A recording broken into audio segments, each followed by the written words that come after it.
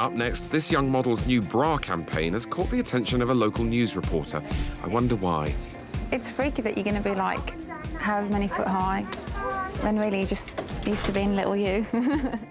Little You, a Brummy bra model, and now the presenter of Celebrity Big Brother.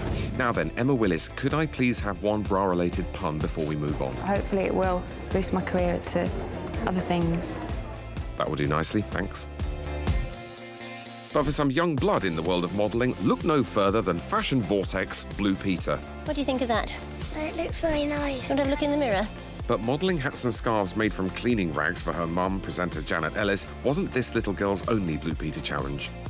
Here she is again, only this time they couldn't be bothered to prepare anything earlier, so they just stapled her to some bin bags. It's nice, but it's noisy. It is. Well, it was the 1980s and times were tough, weren't they, little pop star Sophie Ellis-Bextor? For any children watching, please remember that plastic bags are extremely hazardous, as they can make you look ridiculous. Oh, beautiful. Yeah. Look at that. And it's time for us to stride over to our video booth and see which celebrity has allowed us to check out their TV CV.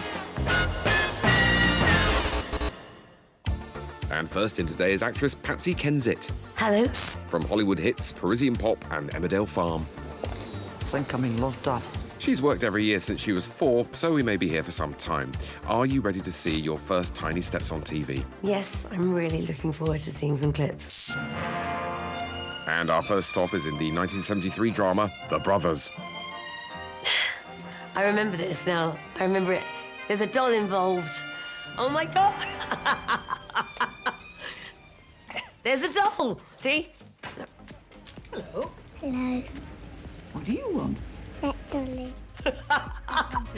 My youngest son, that's his face when he wants something.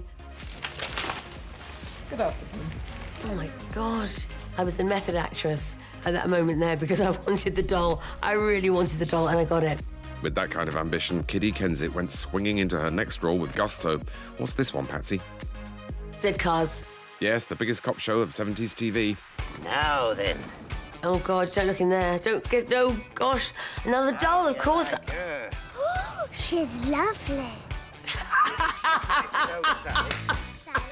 There was a doll, just put a doll in front of me, and I'll do anything. So, I mean, I think they'd cracked the code at that point. Was it just dollies that got you performing, Patsy? You know what's really great about seeing this is because a lot of people are very suspicious about how could you possibly have wanted to do what you did. I wasn't forced into it, and it's so lovely to see that. I can't believe that little girl. So it's nice to see that. But young as she was, that wasn't Patsy's first time on TV. Fez IPs. Next week we're making paper animals. That's what I say at the end. Oh, look. Yes, Kindergarten Kensit first popped onto our screens in a series of famous adverts for frozen peas. And I remember I went in for the audition for this, and they said, "Do you like peas?" And I went, "Ugh, no." I used to eat the peas and go, and then I have a bucket beside me where I could spit them out. Next week we're gonna make paper animals. Ever the professional, Patsy spat out those peas for the next 7 years across a series of iconic adverts. Can still do it. Impressive. Now, for your next trick, tell us as quickly as you can what this is. Armchair thriller, Quiet as a Nun. Full marks. Had nightmares for years after I did this. Me too. Yes, this was a spooky tale of a convent school haunted by a nun. She's dead. Correct. Can't start haunting till you're dead, Patsy.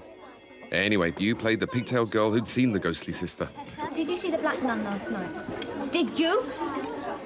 Well, I shrieked. What did Sister Agnes do? She stroked my head while I was in bed. She What's that, Pats? looked for head lice. What? No, she wasn't an evil knit nurse. Oh, I thought I said she looked for head lice. It was an evil nun that terrified audiences back in 1978. It was a great piece of telly, and walking in and finding the nun, seeing the nun, it scared the bleep out of me. I mean, it's still horrid. So horrid that we'll move Patsy on to the 1980s and a future which was pretty futuristic. Luna. So it was a kids' science fiction comedy about Luna, the teenage space girl. I'm 72, batch 99. You know, it was an unusual show. You're telling me, I've no idea what's going on, but this guy looks familiar. Well, Robbie Coltrane. Oh, You've got the goodness. very latest in aquatic software. He was fantastic. He was just so funny, and of course, you know, he went on to do brilliant things. Interstellar legislation specifies that entry port negotiations with the mini-beans are non-legal. Oh, but that wasn't hard to learn. Where were you batched? Moon. I'll call you Luna. God, butter wouldn't melt them up. I mean, I was 14. I was a horrible teenager. And soon you were living every teenager's dream. Yeah, oh, God, yeah, Haircut 100 video. I was a super fan, and he was a fan of me in the Peas adverts. It was the only time I was happy to be called Patsy Peapod and show him my technique. It must have been love at first. Oh, look at Nick Hayward, he's so gorgeous. Oh, my God, I was so in love with him. Poor guy. Careful, Patsy Peapod. You'll get a reputation with these pop stars. Oh, to be 14 or 15 again. Your trip to the past and a slightly weird future is finished, Patsy. Time to return you to the present. Thank you, too. Bye.